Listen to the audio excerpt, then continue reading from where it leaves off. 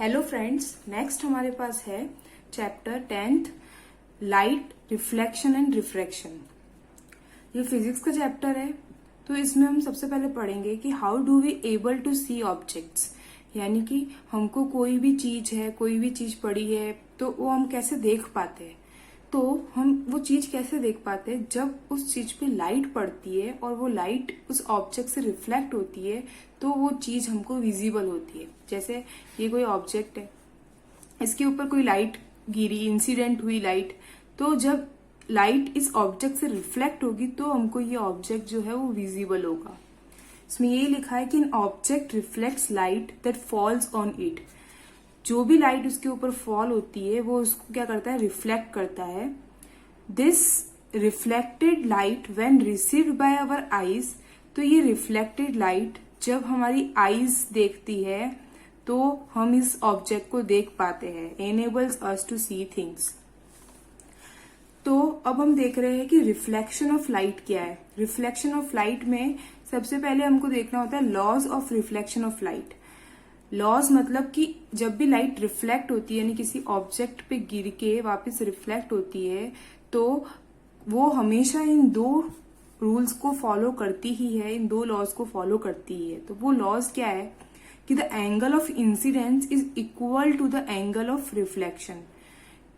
जो ये थिंग है, ये ऑब्जेक्ट है हमारे ऊपर, इस पे जो इंसिडेंट रे पड़ रही है और ये रिफ्लेक्टेड रे है, बीच में हमारे पास एक नॉर्मल होती है इधर, जो इसके एकदम परपेंडिकुलर होगी 90 डिग्री पे इस ऑब्जेक्ट के। तो जो नॉर्मल और इंसिडेंट रे के बीच में जो एंगल बनेगा उसको बोलते हैं हम एंगल ऑफ इंसिडेंस, और जो नॉर्मल और रिफ्लेक्टेड रे के बीच में एंगल बनेगा उसको बोलते हैं एंगल ऑफ रिफ्लेक्शन।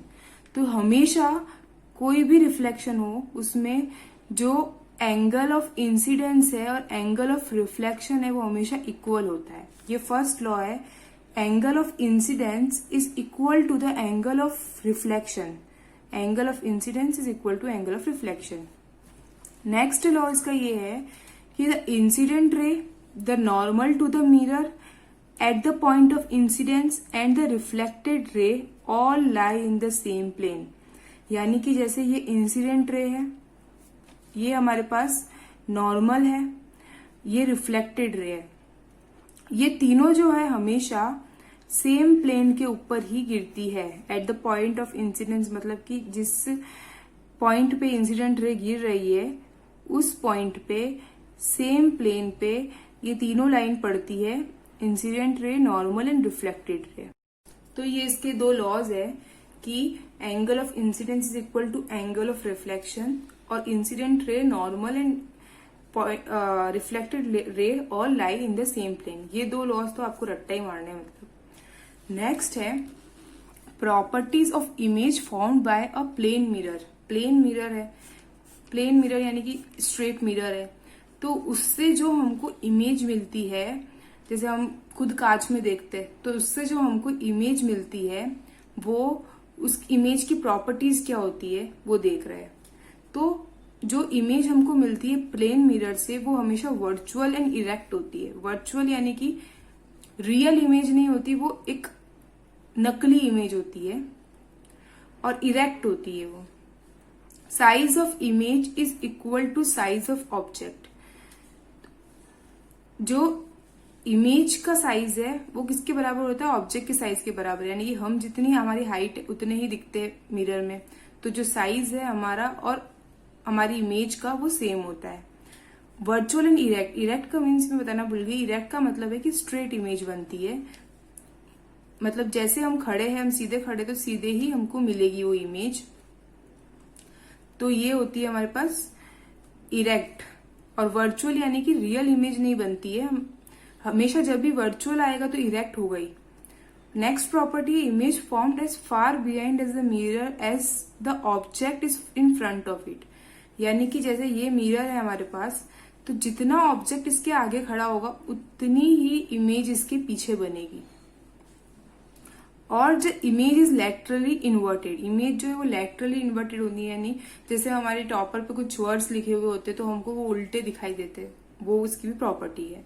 तो इसकी चार प्रॉपर्टी है, virtual and erect, size of image is equal to size of object. Image formed as far behind the mirror as the object in front of it. The image is laterally inverted. So next हम पढ़ रहे हैं spherical mirrors के बारे में. जैसे अभी हमने क्या देखा था कि जैसे हमारा जो मिरर है वो प्लेन है. प्लेन मिरर यानी कि जो हम हमारी इमेज देखते हैं वो प्लेन मिरर में ही देखते हैं.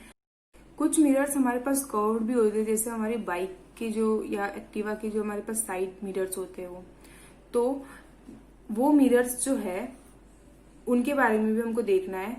तो जो कर्व्ड मिरर होते हैं उसमें क्या होता है कि the mirrors whose reflecting surface are spherical. Spherical यानी कि कर्व शेप की है या स्फेयर शेप की है, तो उसको उस मिरर्स को हम स्फेरिकल मिरर्स बोलते हैं. जैसे हम स्पून ले ले, स्पून में क्या होता है कि जो ये एक अंदर की साइड इनवर्ड की तरफ होता है और ये आउटवर्ड की तरफ होता है. तो अगर हमारा जो रिफ्लेक्टिंग सरफेस है वो इनवर्ड की तरफ है तो हमारे पास कॉनकेव मिरर बनता है, और अगर आउटवर्ड की तरफ है रिफ्लेक्टिंग सरफेस हमारी तो कॉन्वेक्स मिरर बनता है. सिंपली जो स्फेरिकल मिरर्स है वो क्या है कि कर्व्ड सरफेस होती है जिन मिरर्स की, उसको हम स्फेरिकल मिरर्स बोलते हैं. मिरर्स उस रिफ्लेक्टिंग सरफेस है स्फेरिकल, और कर्व्ड भी, स्फेरिकल कर्व्ड मतलब एक ही है, उनको हम स्फेरिकल मिरर्स बोलते हैं. स्फेरिकल मिरर्स दो टाइप के हो गए हमारे पास कि जैसे जो स्पून के अंदर वाला हिस्सा है इनवर्ड की साइड अगर रिफ्लेक्टिंग सरफेस है तो वो हो गया हमारे पास कॉनकेव मिरर, और अगर आउटवर्ड के साइड रिफ्लेक्टिंग सरफेस है तो वो हमारे पास हो गया कॉन्वेक्स मिरर. तो कॉनकेव मिरर क्या है? A spherical mirror whose reflecting surface is curved inward. ये क्या है? एक स्फेरिकल मिरर है. स्फेरिकल यानी कि कर्व्ड मिरर है जिसकी जो रिफ्लेक्टिंग सरफेस है यानी कि जिस साइड से हमारे पास रिफ्लेक्शन होगा वो अंदर की साइड होती है. इस साइड से हमारे पास रिफ्लेक्शन होगा, इस साइड से रिफ्लेक्शन नहीं होगा, इनवर्ड की साइड से रिफ्लेक्शन होगा. इसको हम बोलते हैं concave mirror. That is faces towards centre of sphere. मतलब जैसे अगर हम इस कर्व्ड का स्फेयर बनाए, हर कर्व्ड का स्फेयर होगा तो इसका ये सेंटर आएगा, तो इसकी जो रिफ्लेक्टिंग सरफेस है वो क्या है? सेंटर के of curvature, centre of sphere की तरफ फेस कर रही है, तो इसको हम कॉनकेव मिरर बोलते हैं. नेक्स्ट है कॉन्वेक्स मिरर. कॉन्वेक्स मिरर क्या है? एक स्फेरिकल मिरर स्फेयर या कर्व्ड है जिसमें क्या है? Reflecting surface is curved outward. Reflecting surface यानी कि आउट की तरफ है, जो भी रिफ्लेक्शन होगा वो आउट की तरफ होगा, वो हमारे पास है कॉन्वेक्स मिरर. अब हम जब भी स्फेरिकल मिरर्स के बारे में स्टडी करते हैं तो हमको कुछ स्पेशल वर्ड्स है जो हमको ध्यान में रखने होते हैं, कुछ टर्म्स है जो बहुत फ्रिक्वेंटली हमारे पास आएंगे. फर्स्ट टर्म है पोल. पोल क्या होता है? तो pole centre of reflecting surface of a spherical mirror. Spherical mirror है, कॉन्वेक्स हो सकता है, कॉनकेव हो सकता है. तो इसमें जो रिफ्लेक्टिंग सरफेस है, जैसे ये वाली सपोज रिफ्लेक्टिंग सरफेस है इतनी इतनी, तो इसमें जो सेंटर होगा वो क्या कहलाएगा? उसका पोल कहलाएगा. उसको हम पी से रिप्रेजेंट करते हैं.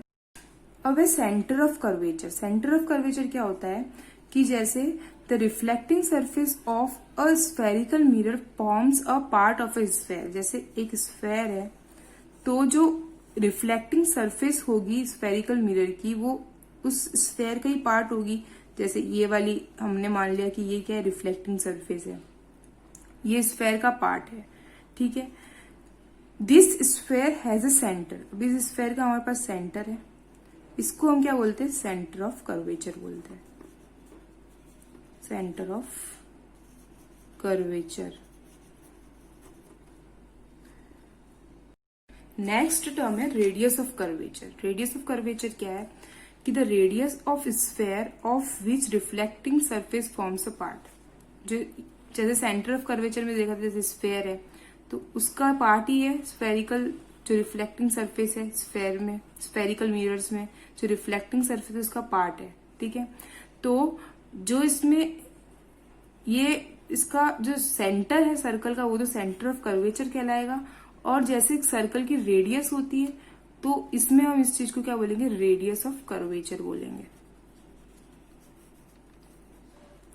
रेडियस ऑफ कर्वेचर को आर से रिप्रेजेंट करते हैं और सेंटर ऑफ कर्वेचर को सी से रिप्रेजेंट करते हैं। नेक्स्ट है principal axis, a straight line passing through the pole and centre of curvature of a spherical mirror. Spherical mirror है हमारे पास, तो जो स्ट्रेट लाइन एक जो कहाँ से पास हो रही है, पोल क्या देखा था हमने कि जो स्फेरिकल मिरर की रिफ्लेक्टिंग सरफेस है उसका मिड पॉइंट, उसको हम पोल बोलते हैं। और जो सेंटर ऑफ कर्वेचर है यानी कि जो स्फेरिकल मिरर है वो एक स्फेयर का पार्ट है, तो उसका जो सेंटर है उसको क्या बोलते हैं, सेंटर ऑफ कर्वेचर। तो इनसे जो एक लाइन पास हो रही है इन दोनों पॉइंट से, एक स्ट्रेट लाइन, उसको हम बोलते हैं प्रिंसिपल एक्सिस। नेक्स्ट है principal focus of a concave mirror. Principal focus of concave mirror को हम एफ से रिप्रेजेंट करते हैं। The reflected rays in concave mirror meets और intersect at a point on the principal axis. अब जैसे कि हमारे पास एक ही कॉनकेव मिरर है, कॉनकेव मिरर मतलब कि इसकी रिफ्लेक्टिंग सरफेस जो है अंदर की तरफ होगी, इधर रिफ्लेक्शन नहीं होगा बाहर की तरफ, अंदर की तरफ रिफ्लेक्शन होगा। तो जैसे कोई ऑब्जेक्ट है उस पर लाइट इंसिडेंट हो रही है, तो बहुत सारी लाइट इंसिडेंट होगी, बहुत सारी लाइट रेज उसके ऊपर इंसिडेंट होगी। तो जब ये लाइट रेज इस ऑब्जेक्ट से रिफ्लेक्ट होके वापस बैक जाएगी, तो वो सारी लाइट रेज एक पॉइंट पे मिलेगी। इस पॉइंट को हम बोलते हैं principal focus of concave mirror. इस पॉइंट को क्या बोलते हैं, principal focus of concave mirror. और ये पॉइंट कहाँ पे आएगा, प्रिंसिपल एक्सिस के ऊपर ही कहीं आएगा। नेक्स्ट है principal focus of convex mirror. Principal focus of convex mirror को भी एफ से रिप्रेजेंट करते हैं, फोकस को एफ से रिप्रेजेंट करते हैं। इसमें क्या है कि the reflected rays appear to come from a point on the principal axis, this point is called principal focus of the convex mirror. यानी कि कॉन्वेक्स मिरर है। कॉन्वेक्स मिरर क्या होता है हमारे पास कि जिसमें जो रिफ्लेक्टिंग सरफेस है वो बाहर की तरफ होती है, इधर हमारे पास रिफ्लेक्शन होगा। तो जैसे कोई लाइट हमारे पास गिरती है, जैसे बहुत सारी लाइट रेज इसके ऊपर इंसिडेंट हुई, तो अब ये जब रिफ्लेक्ट होगी लाइट रेज, तो ये लाइट रेज जब रिफ्लेक्ट होगी तो हमको क्या लगेगा कि ये लाइट रेज कहीं किसी पॉइंट से निकलती हुई आ रही है, प्रिंसिपल एक्सिस पे किसी पॉइंट से निकलती हुई आ रही है। इसको हम बोलते हैं principal focus of convex mirror. Next है फोकल लेंथ। फोकल लेंथ को स्मॉल एफ से रिप्रेजेंट करते हैं। फोकल लेंथ क्या होता है, distance between pole and the principal focus of a spherical mirror is called focal length. तो जैसे स्फेरिकल मिरर है, कुछ भी हो सकता है, कॉनकेव है या कॉन्वेक्स है, तो जो पोल यानी कि जो सेंटर है इस स्फेरिकल मिरर का, जो एकदम मिड पॉइंट है, और प्रिंसिपल फोकस यानी कि ऐसा पॉइंट जिसपे सारी रिफ्लेक्टेड लाइट आके इंटरसेक्ट करती है, तो उसको बोलेंगे प्रिंसिपल फोकस। वो कहीं प्रिंसिपल एक्सिस पे ही होगा। तो जो ये डिस्टेंस है, पोल को पी से रिप्रेजेंट करते हैं और प्रिंसिपल फोकस को एफ से रिप्रेजेंट करते हैं। तो जो ये डिस्टेंस है प्रिंसिपल फोकस और पोल के बीच में, इसको फोकल लेंथ बोलते हैं और इसको स्मॉल एफ से रिप्रेजेंट करते हैं। नेक्स्ट है अपर्चर। तो the diameter of reflecting surface of spherical mirror is called its aperture. जैसे ये हमारे पास एक स्फेरिकल मिरर है, तो इसमें सपोज इतनी इसकी रिफ्लेक्टिंग सरफेस है, तो ये जो रिफ्लेक्टिंग सरफेस है इसका जो डायामीटर है, इसकी जो लेंथ है, इसको ही हम क्या कहते हैं, अपर्चर कहते हैं, अपर्चर। सो ये कुछ टर्म्स थी जो आपको ध्यान में रखनी है। ये बहुत ज्यादा यूज आएगी स्फेरिकल मिरर्स की स्टडी करने के टाइम, बार बार ये फ्रिक्वेंटली आपके काम में आएगी ये टर्म्स। सो एक डायग्राम है हमारे पास कॉनकेव मिरर का। कॉनकेव मिरर क्या होता है, जिसमें रिफ्लेक्टिंग सरफेस जो है वो इनवर्ड्स की तरफ होती है, अंदर की तरफ होती है। ठीक है। अब जैसे इन्फिनिटी पे हमारे पास कोई ऑब्जेक्ट खड़ा है, तो उस ऑब्जेक्ट से बहुत सारी लाइट रेज जो है वो इंसिडेंट हो रही है इस स्फेरिकल मिरर, कॉनकेव मिरर के ऊपर। बहुत सारी लाइट रेज इन्फिनिटी से आती हुई क्या हो रही है, इंसिडेंट हो रही है इसके ऊपर। तो मिरर से रिफ्लेक्ट होगी तो वो एक पॉइंट पे मिलेगी। उस पॉइंट को हम क्या बोलते हैं, फोकस बोलते हैं कॉनकेव मिरर का। ये हमारे पास जो रेज है इनको बोलते हैं हम इंसिडेंट रे। जो रिफ्लेक्ट होके आई है इनको हम बोलते हैं रिफ्लेक्टेड रे। जो ये हमारे पास जो ये कॉनकेव मिरर एम एन है, एम एन क्या है, इस कॉनकेव मिरर का रिफ्लेक्टिंग सरफेस है, तो इसकी जो डायामीटर है, इसकी जो लेंथ है, इसको हम क्या बोलते हैं, अपर्चर बोलते हैं। फिर इसका जो सेंटर है इसकी रिफ्लेक्टिंग सरफेस का, उसको हम पोल बोलते हैं। डिस्टेंस जो है focus of concave mirror and pole के बीच में, उसको हम क्या बोलते हैं, फोकल लेंथ बोलते हैं। और जैसा कि हमारे पास लॉ ऑफ रिफ्लेक्शन का फर्स्ट रूल था कि angle of incident is equal to angle of reflection, तो जो इंसिडेंट एंगल होगा और जो रिफ्लेक्टेड एंगल होगा वो हमेशा बराबर होगा।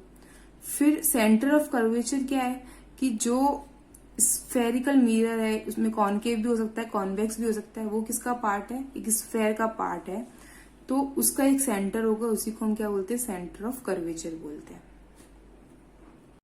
नेक्स्ट ये है कॉन्वेक्स मिरर। कॉन्वेक्स मिरर यानी कि जिसकी रिफ्लेक्टिंग सरफेस बाहर की तरफ है, रिफ्लेक्टिंग सरफेस हमारे पास बाहर की तरफ है।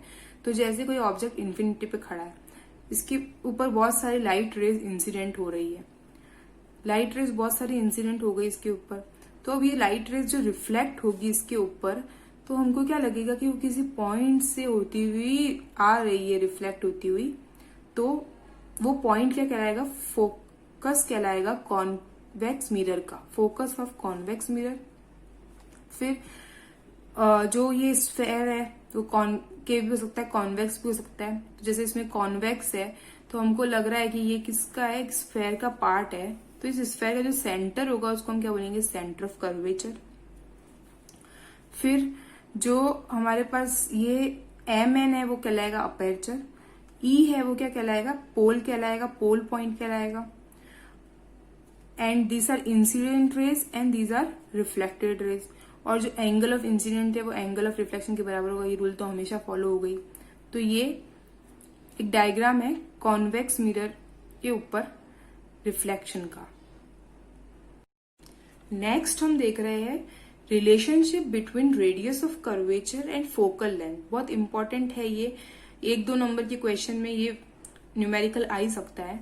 तो रेडियस ऑफ कर्वेचर R, वो क्या होता है, जो हमारे पास पोल है और जो सेंटर ऑफ कर्वेचर है उसके बीच का डिस्टेंस जो होता है वो क्या होता है हमारे पास, रेडियस ऑफ कर्वेचर। इसको एक ऐसे ही इमेजिन करना जैसे एक सर्कल है, तो सर्कल पे जैसे ये हमारे पास रिफ्लेक्टिंग सरफेस है, तो ये इसका पोल हो गया, ये सेंटर ऑफ कर्वेचर हो गया। जैसे सर्कल की रेडियस होती है वैसे ही ये रेडियस ऑफ कर्वेचर हो गई। तो रेडियस ऑफ कर्वेचर है R। और जो फोकल लेंथ है, फोकल लेंथ क्या होती है, जो फोकस पॉइंट होता है और जो पोल होता है उसके बीच का डिस्टेंस। फोकस पॉइंट कहाँ पे होता है हमारे पास, फोकस पॉइंट जो है वो इधर कहीं बीच में होता है, इधर कहीं बीच में, मतलब फोकस पॉइंट क्या है, ऐसा पॉइंट जहां पे जो रिफ्लेक्टेड रेज है वो इंटरसेक्ट होती है। तो अब हमको ये रेडियस ऑफ कर्वेचर और फोकल लेंथ के बीच में एक, वो तो फोकस पॉइंट होता है, जो सेंटर होता है, मतलब क्या बोले,